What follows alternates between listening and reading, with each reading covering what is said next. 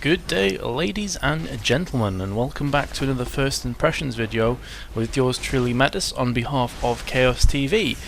So, with Nami being released, Nami the Tide Caller, I thought why not get myself a video out there as soon as I possibly can of my kind of first impressions and thoughts, if she's viable, how she's viable, and generally how I've been playing it, because I have been playing it quite a lot since her release. I have skipped the first few minutes. You're just going to come in here for a fairly straightforward kill for Caitlyn. I'm going to skip the first few minutes and take it from here until probably the end or whenever I've kind of said what I need to. But the character itself, Nami, is definitely interesting. I like what they've done with her. She's definitely a support character. I have played her in the mid, and I think that she could be fairly viable in mid. If you remember back to when Lulu was released, you had teams like Dignitas, etc. running her as like a double support comp with Lulu in mid. I've seen Alex Ich destroy TSM with Janna in mid as well, and for my money, I think we could be seeing a few Namis in mid in the near future as well. She does have quite a lot of damage actually if you build full ability power.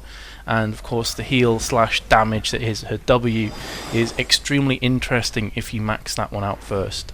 So if you've never seen Nami before, you haven't seen the champion spotlight or anything like that, I'm going to run very quickly through what her abilities are called and what they do, so you know what to expect in regards to her. As you can see in this game, I am playing her as a support alongside Caitlyn. Not necessarily a great combination, I think. It's just a case that this is what we were kind of given in this game.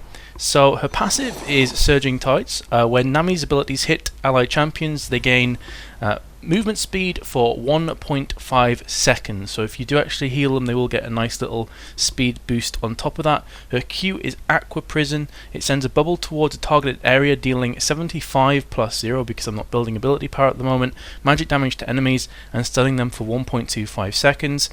I've already put 3 points in Ebb and Flow. I typically max out Ebb and Flow as a support because it does quite a lot of nice harassment damage alongside being fairly nice as a heal too. So it unleashes a stream of water that bounces back and forth between allies and enemies.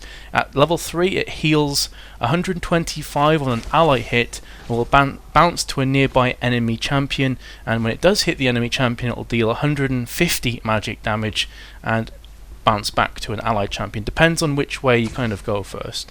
So it can bounce up to 3 targets, and the damage and healing value is reduced by 15% each bounce. Finally, Tidecaller's Blessing is her E, in fact not finally because it's still her ultimate to go after this. Empowers an allied champion for 5 seconds or 3 basic attacks. So it's quite interesting, and on top of that your allies' basic attacks will actually slow the target by 15% for 1 second. Of course that's at level 1 thus far, so those kind of stats will go up. And her ultimate is Tidal Wave. Now I really like her ultimate. It's I like supports that can have a big impact in the game. For example, your Sonas, your Jannas, etc., that can really kind of lock down teams or push them away. Tidal Wave is very much the same as that. So sometimes a Tidal Wave from Nami's position, the Tidal Wave will knock up enemies and slow them by 50%, and also dealing 150 magic damage at level 1. And also, once it's knocked up, they get a slow as well. If it actually goes through your allies, of course, with her passive it will speed them up. So it's really interesting idea, and in team fights a bit later on I'm going to land a couple of nice tidal waves, and it's just really devastating actually. The damage isn't huge, but what it does for your team, it sets up great team fight potential. So my main issue with Nami thus far, played her quite a few times, is this is probably just more of a problem that I have personally rather than a problem with the champion, is that I'm still trying to gauge and I'm still trying to figure out exactly when to use her Aqua Prison, which is her Q, like the little bubble that goes on the floor and picks them up and takes them in the air. I'm finding it fairly difficult to land. If the enemy team has any kind of idea of, you know, kiting or dodging, it's actually fairly difficult to land. Typically early game it's easier when they don't have great maneuverability, they haven't like kind of upgraded to their boots and they're not running any mobility items. But even still, it's fairly difficult to land, for me at least. Like there, I throw it in, doesn't land on anybody, and it's somewhat of a facepalm. But she does bring a lot of CC to the table. If you can land at Aqua Prison alongside Tidal Wave, you can really save the ass of your teammates, or you can actually set up some really nice team fights on top of that. So later on you're going to see exactly what Aqua Prison can do. At the moment, me and Caitlyn are just pushing so ridiculously hard, and there's very little that Lulu and Jace can do. It's not exactly a brilliant laning partnership, to be fair, and Caitlyn is getting a lot of free harassment. Now, my other issue with Nami, which again is just purely down to me, is her E, which I've already forgot what it's called, which is by Tidecaller's Blessing. Okay, there we go. It will give... In fact, hold that thought for a second, because you've seen the tidal wave, goes up, knocks two of them up in the air. At this point I'm thinking, well, we're completely screwed, like there's nothing we can do. I've exhausted Fizz instantly, mainly to slow him down. He's got the red buff, and I've landed the Aqua Prison on both of them. Now that's basically enabled Caitlyn to escape this fight. Just from landing that one Q. It's really horrible. It picks them up and stuns them on top of that, so it's crazy, crazy strong. So really, we should probably have died in that situation if it hadn't been for Nami and all the CC that she brings to the table. And now we're actually turning this round, and Lulu is going to go down here. I'm fairly confident of that. There we go. So Lulu has fallen. So looked like it was going to be at least a kill for their team, possibly two. And due to Nami's CC, we're actually able to get away from that and turn it round, because obviously Mordekaiser and Zed were nice and quick. So that in a nutshell is why I love playing Nami. She's a great support character, really, really interesting, and a lot of fun to play, because you feel like there's a sense of skill involved when you do land those good Qs, when you land a perfect tidal wave as well. And it's important to note that tidal wave actually has a really long range. I wasn't expecting it to have the kind of range that it does. Later on in this game, I actually land a tidal wave in mid, and I was kind of mind blown when this landed, because I honestly thought that there was no chance that we were gonna pick up as many kills as we did. But it's just the power of tidal wave in a nutshell. So as I was gonna say there, I think I just about saved Mordekaiser, or maybe the last tick was going off of the ignite. But either way, as I was gonna say, something that I keep forgetting to do is popping on her Tidecaller's Blessing onto the AD carry, or whoever it is that's actually attacking, because of course, as I said previously, it is adding damage and slowing the enemy per attack for 3 attacks, or I think it's 5 seconds. So just popping that on your AD carry really can make a big difference, especially in those early levels, especially for a character like Caitlyn. With headshot and that together, it's kind of ridiculous damage. So that's something that I personally keep forgetting. I missed that Q there, which basically cost Caitlyn a life. I think she'd have died anyway, but still I should have landed that. And now Mordekaiser is coming under serious attack as well. He's going to fall, and I have to be super careful I don't also die. So my heal is off cooldown. I'm going to heal myself. Here comes Nocturne, who's just beast mode at this point, by the way. Double kill, stats are 6 and 0. He already has a black cleaver, which is pretty damn scary, to be honest. And by the way, that new skin, his legendary skin, is amazing. It's when he pops his ultimate, I can't even explain the noise. It's just like serious terror. It's pretty awesome to be on his team, especially a fed Nocturne as he is right now. So it's remembering to put the blessing on your AD carry in the lane is something that I keep falling short on, and basically just kind of brushing up on landing my Qs. It's also important to note that spamming her Tidecaller's Blessing is not a great idea, because it does cost, let's have a look, 55 mana at level 1. So if you consistently keep spamming whenever it's off cooldown, and the cooldown is only about 10 seconds, then you are going to run yourself out of mana fairly quickly, and it is going to be very problematic. So I suggest that you only use it at times where you feel like harassment is there on the table, or perhaps if you're in one of those kind of clutch situations where the two AD carries are standing toe to toe and exchanging heavy blows. Maybe that's something that can kind of change the tide of that battle alongside her heal as well. I'm not really going to touch upon the builds in this game, because in all honesty, the Season 3 patch came out very, very recently, just a matter of days ago, and I am still trying to figure it out myself. I'm trying to figure out the best builds, I'm trying to figure out what all the new items do, because I haven't had as much time as I would like to really go through them all and to figure out what's going on. So you can see there that actually her heal, or damage depending on which way you look at it, does a lot of damage once it's at level 4. I haven't built any ability power on her at this point, and it's still chunked down Lulu for 4 or 5 bars of her health, so it is really, really strong. It's definitely something that you can use offensively or defensively. My ultimate there wasn't brilliant. I was kind of trying to test it more than anything else. I was interested on the width of it, the girth of the ultimate, and here I just like epic derp / epic pathfinding. I completely forgot that the tower had been taken down and it would be that much of a pain in the ass to get past. So you actually saw me run backwards and forwards 2 or 3 times there, and that got me killed. That was real derp from me, like massive derp. Caitlyn has picked up the kill onto Jace though. So how do we come out after this? At the moment it's a 3 for 1, but I think Nocturne's going to come in and do some serious pain. So yeah, he's killed one. I don't know if he's going to take Fiddlesticks. Yeah, of course he is. Look at the damage. Jesus Christ. So that was a 3 for 3 with Singed getting super low alongside Zed. But that was kind of my derp. Like I really shouldn't have got caught on this tower, kind of going backwards and forwards, doing some weird kind of dance, get myself caught. I should have just pulled back. Like, that was my mistake, especially considering the fact that I blew my tidal wave up here beforehand, underneath the tower, which was kind of a derp move by me. I think it forced a flash, but an ultimate like tidal wave really needs to be held for those clutch moments, kind of like a crescendo.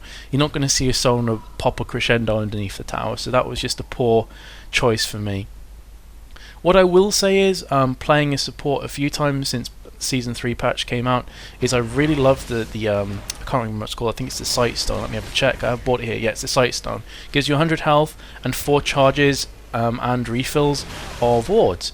I love the idea, I think it's brilliant, it really allows supports to be more fluid, and it doesn't quite put as much pressure on them to consistently go back and pick the wards up. So I really like the addition there from Riot.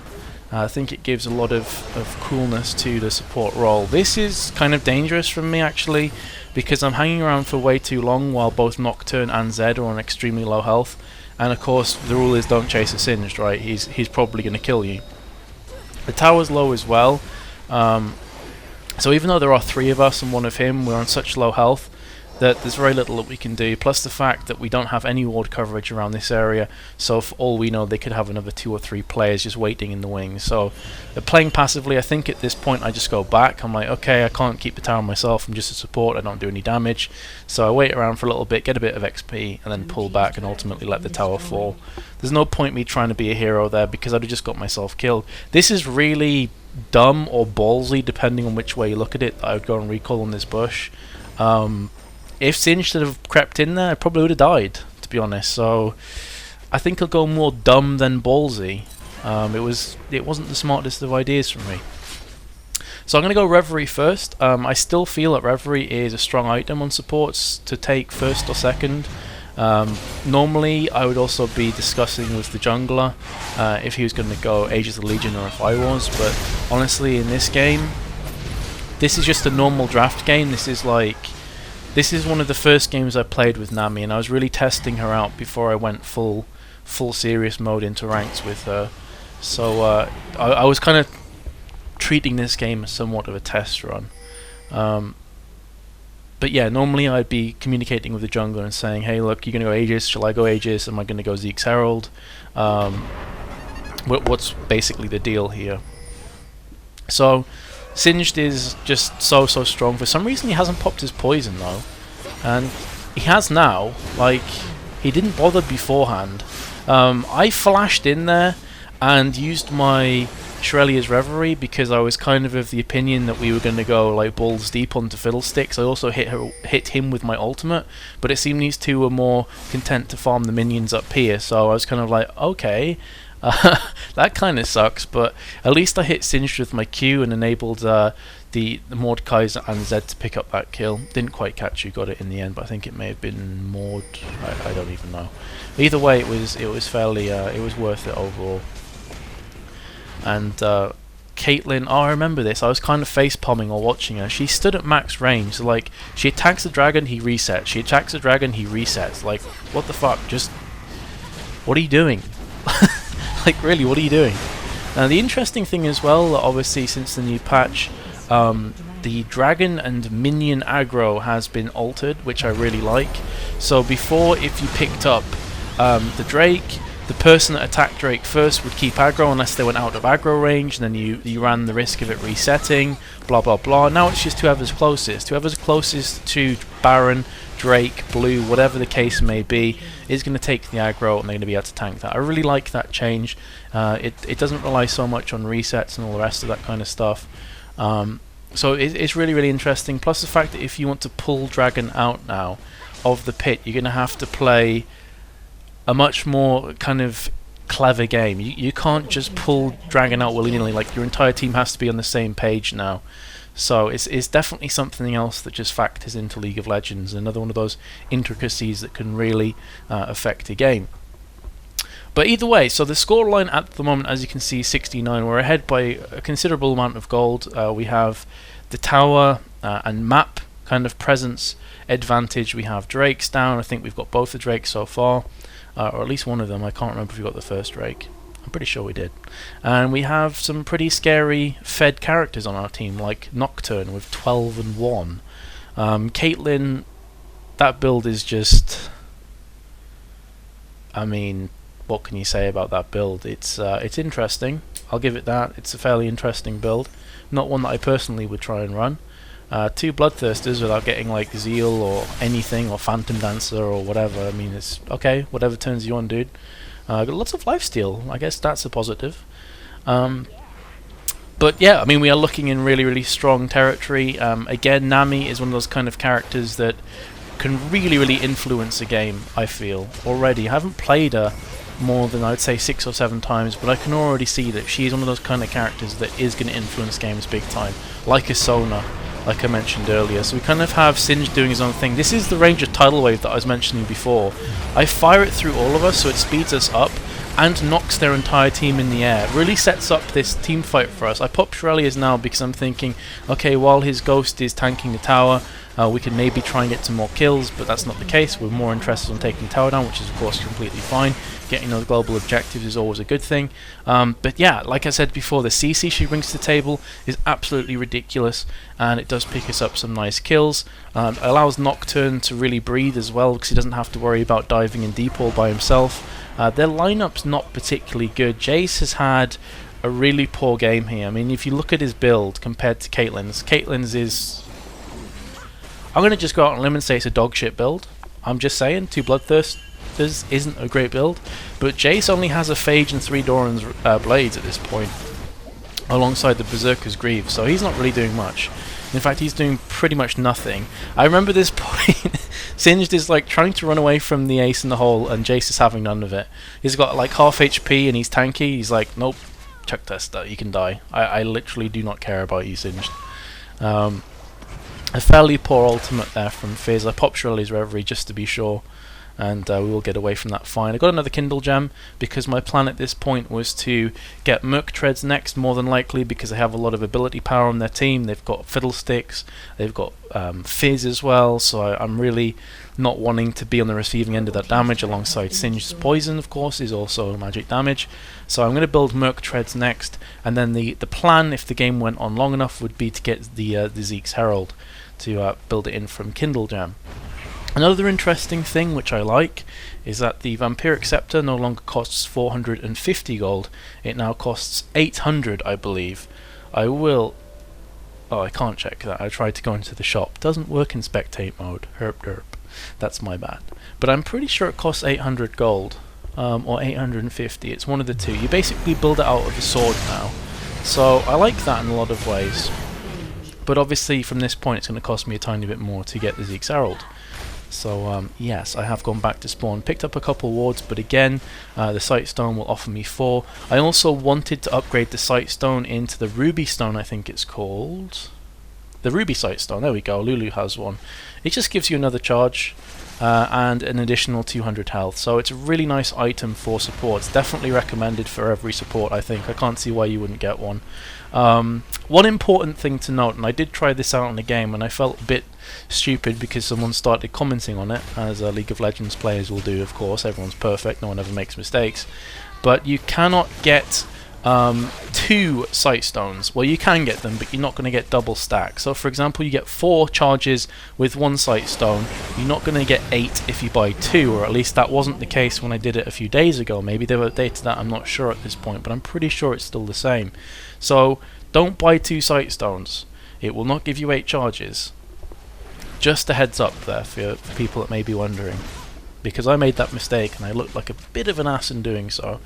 At this point, you can see down here that the game is going to end pretty soon. Like, it's got about a minute left in it. We have Baron. We are way ahead on gold by, as you can see, 13k or thereabouts. We've got a Fed Nocturne. We've got a Caitlyn who's doing a lot of damage now because she's got the Zeal and the 2 Bloodthirsters, and both of them must be nearly max stacked. Okay, both on 30. So looking really, really strong overall, and their only real damage is coming in from Fizz. Singed is tanky, but he's not exactly going to burst us down or nuke us down, so there's really no chance of them pulling themselves back into this. Jace has still got a Phage and 3 Doran's Blades. Like, there's nothing he can do. They don't really have an AD carry at this point. So the next team fight is going to be game, set, and match. I pop a ward over here just for extra vision. I want to be able to see what they're doing, if they're planning on any fiddlestick ultimates from the side. Fizz's ulti comes out for me only, so I obviously run away from the rest of my team. I flash in, bait them in for the tidal wave, hit 4 of them, and with that, that's pretty much GG. Jace's positioning here is just all kinds of bad. He doesn't join the fight until it's pretty much over. I think he gets the kill onto Zed, or very nearly gets the kill onto Zed, but at that point, like, who cares? The rest of our team's just going to roll on in there and pick up the pieces. Nocturne is just going man mode here. He's also got the Blade of the Ruined King, which is a really interesting item. Of course, it's new in the Season 3 patch, and there comes a Surrender Vote. Just an easy game. Finish on 1 kill, 1 death, and 15 assists. That has been Nami, guys. I hope you've enjoyed the video. Feel free to subscribe and like, and leave your comments below what your thoughts about Nami are, and any other videos that you could recommend. Also, another thing to note is that I am starting to stream now through Kaostv, of course. If you're interested in watching some League of Legends streams, there will be some other games featured as well. Please head on over to twitch.tv/Metis, or you can follow myself on Facebook at facebook.com/MetisTV. Hope you've enjoyed, and until next time, guys, bye bye.